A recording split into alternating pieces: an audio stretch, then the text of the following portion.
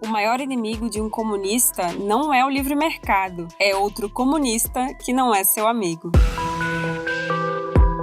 Este é o Visão Libertária, sua fonte de informações descentralizadas e distribuídas. Nesta série, ainda não havíamos abordado a economia de um país da África, e nada melhor do que começar com um país muito similar ao Brasil, Angola. Angola é uma terra rica em recursos naturais, possui clima tropical e é o segundo maior país falante da língua portuguesa, vindo logo após o Brasil. O nome Angola foi dado pelos portugueses devido ao título Angola, concedido aos soberanos daquela região. Infelizmente, hoje a economia de Angola é pior do que a brasileira, se é que você consegue acreditar. Para entender como isso é possível, vamos viajar no tempo até as origens do que hoje conhecemos como Angola. A partir do século XV, os portugueses queriam encontrar rotas para levar especiarias da Ásia até a Europa, e por razões de conflitos entre os povos árabes, a rota terrestre estava indisponível. Foi aí que os portugueses se lançaram ao mar na tentativa de circundar a África para chegar à Ásia. Porém, as embarcações da época não conseguiam fazer essa viagem de uma só vez, sendo necessário parar em vários pontos ao longo da costa da África para fazer reparos e se reabastecer de suprimentos. Em decorrência disso, foram fundadas diversas cidades portuárias na costa da África. Uma delas ficava no reino de Ndongo, que mais tarde se tornaria a Angola atual.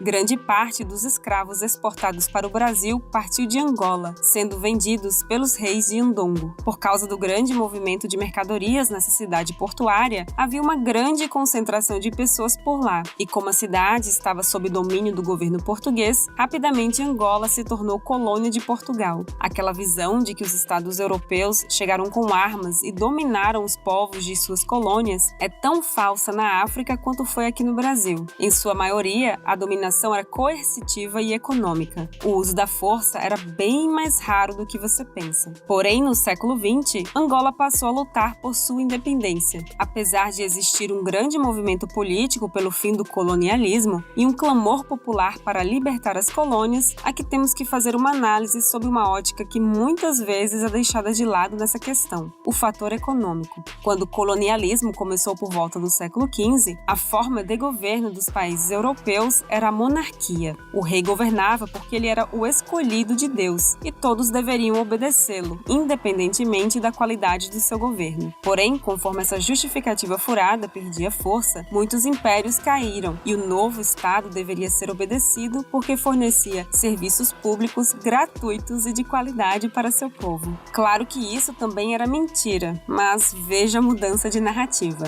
Se os países europeus quisessem continuar colonizando a África, teriam de fornecer serviços públicos para essas populações. Some a isso o fato de o século XX ter sido marcado por muitas guerras e que os europeus também teriam que proteger suas colônias. Não é difícil de entender que os dias de colonialismo estavam contados. Ou você acha mesmo que o exército britânico não conseguiria suprimir as revoluções na Nigéria se isso fosse economicamente vantajoso? Então, em consequência das dívidas contraídas durante as grandes guerras mundiais e por já saberem que perderiam uma de suas fontes de renda, os países europeus intensificaram o roubo de recursos e dinheiros de suas colônias. Por isso, diversas leis extremamente idiotas foram instituídas pelos governos europeus para suas colônias remanescentes. E no caso específico das colônias africanas, leis racistas eram um padrão. Por causa disso, os movimentos separatistas em Angola passaram a ganhar força após a Segunda Guerra Mundial. Dentre eles, vamos destacar 3. O Movimento Popular de Libertação de Angola era o maior e mais radical deles. Se declarava comunista-leninista e contava com o apoio da União Soviética. A União Nacional para a Independência Total de Angola, ou UNITA, era um grupo abertamente socialista e apoiado pela China maoísta. O terceiro movimento era uma guerrilha marxista inicialmente conhecida por União dos Povos do Norte de Angola, mais tarde chamada de União dos Povos de Angola, até parar no nome Frente Nacional de Libertação de Angola.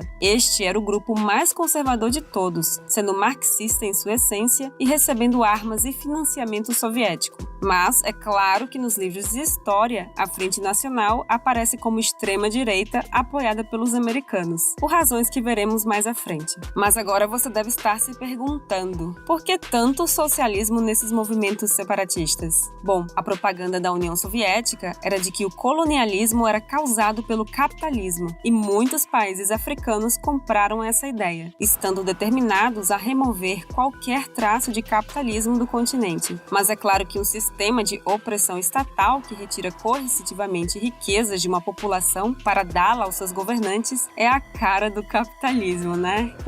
Graças ao apoio comunista a esses grupos guerrilheiros terroristas, Angola conseguiu sua independência em 1975. Porém, após a saída dos portugueses, eis que surgiu a questão: quem iria governar a população? Por causa da origem de cada um dos movimentos, o norte era controlado pela Frente Nacional, o sul pertencia à UNITA e o centro estava sob o comando do Movimento Popular. Como a capital, Luanda, se localizava na região central, o Movimento Popular assumiu o protagonismo no controle do país. Porém, o Movimento Popular não estava satisfeito com o controle do país e demandava o domínio total. Então, pediu à União Soviética para que fossem enviadas tropas para combater seus ex-aliados. A União Soviética, percebendo que o país seria comunista, independentemente de que lado escolhesse apoiar, não se deu ao trabalho de ajudar qualquer um dos grupos com mais do que conselhos.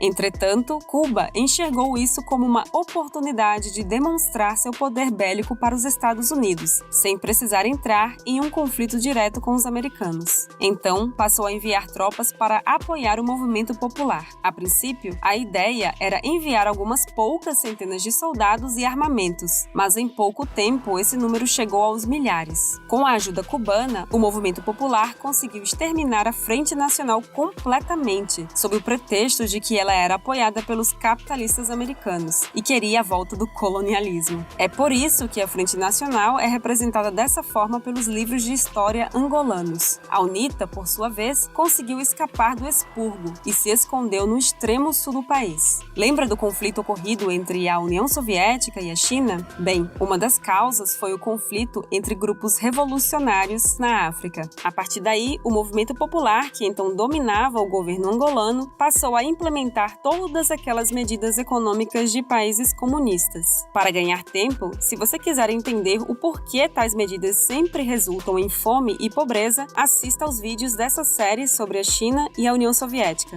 Mas é claro que seu amigo socialista de plantão vai gritar que a culpa não era do terraplanismo econômico conhecido como marxismo. A culpa era do imperialismo norte-americano, ou algo parecido. Bem, pergunte a esse seu amigo se as tentativas de golpe para remover o movimento popular do poder, orquestradas pelo grupo maoísta chamado de Organização Comunista de Angola, foi financiado pelos americanos. Se ele disser que sim, chame o médico mais próximo com urgência. Porém, tudo mudou nos anos 90, com a queda da União Soviética. Em 1990, o movimento popular disse que iria abandonar o marxismo e adotar a social-democracia, e chegou a marcar eleições para 1992. Vendo isso, a UNITA aceitou fazer um acordo de paz em 91 e decidiu participar das eleições do ano seguinte. O resultado dessas eleições foi uma vitória esmagadora para o movimento popular. A veracidade dessas eleições, bem, fica para você imaginar. Mas o fato é que a UNITA não aceitou a contagem de votos. E o que foi que o recém-social-democrata Movimento Popular fez em resposta? Bem, assim como foi sua vitória nas urnas, eles decidiram esmagar a UNITA, no que mais tarde seria conhecido por Massacre do Dia das Bruxas ou Guerra dos 3 Dias. Milhares de membros e apoiadores da UNITA foram brutalmente massacrados. Sem dúvida, a conversão do marxismo para a social-democracia estava dando seus frutos. Por causa disso, Angola se tornou uma forma de governo interessante. Não existem eleições para presidente. As pessoas votam nos 2 partidos existentes: o Movimento Popular, que é a maioria e está no poder desde então, e a oposição, geralmente a UNITA, que sempre que cresce acaba sendo esmagada pelo Movimento Popular. Então, o partido vencedor escolhe o presidente do país. A Afinal, não se pode chamar de ditadura se o presidente é mudado de acordo com o gosto do partido. Mas repare que tanto o governo como a oposição são apenas dois sabores diferentes de um mesmo socialismo, muito similar à dicotomia PT e PSDB que tínhamos, ou ainda temos, aqui no Brasil, só que ainda mais à esquerda. Não é à toa que a economia de Angola seja tão ruim. Quem iria investir num país assim? Se você abrir uma empresa num país como a Austrália, os políticos de lá nem chegam a discutir estatizar a sua empresa. Se abrir aqui no Brasil, a discussão de estatizar já existe. Mas em Angola, a discussão é entre estatizar a empresa e seus funcionários ou estatizar e colocar os indicados políticos para controlar a empresa, tendendo para a segunda opção. Infelizmente, Angola tornou-se um país muito avesso ao empreendedorismo. Apesar de ter uma taxa de juros acima dos 15% ao ano, poucos se aventuram em investir lá, já que a taxa de inflação fica na casa dos 25%. Além disso, grande parte das empresas angolanas é estatal, como telefonia, por exemplo, com aquela eficiência que você já conhece. Por causa disso, o país é classificado hoje como pobre pela maioria das métricas utilizadas. A única ponta de salvação para Angola é o seu comércio com a China. Já que largou o marxismo econômico e passou a ser uma fonte de mão de obra global, a China necessita de muitos recursos naturais para a produção de produtos de exportação. E é óbvio que Angola tem recursos naturais em abundância, especialmente petróleo e diamantes. Ainda assim, graças à dificuldade em fazer trocas voluntárias, grande parte da produção angolana é rudimentar e não utiliza tecnologias amplamente adotadas ao redor do mundo, o que diminui a produtividade dos angolanos e, por consequência, diminui os salários pagos. Em resumo, Angola é um país altamente comunista, e enquanto os comunistas se matam literalmente pelo poder, o povo passa fome, simplesmente por não poder comprar comida no livre mercado. Obrigada por sua audiência. Este artigo foi sugerido e escrito por Liberoad, com a participação especial do angolano Senso Crítico e revisada e narrada por Baby Oda. Se você gosta do nosso conteúdo, inscreva-se no canal e clique no ícone de campainha para não perder os próximos vídeos. Se você quiser contribuir com o canal e sugerir uma pauta, vá ao nosso site visãolibertaria.com. Até a próxima!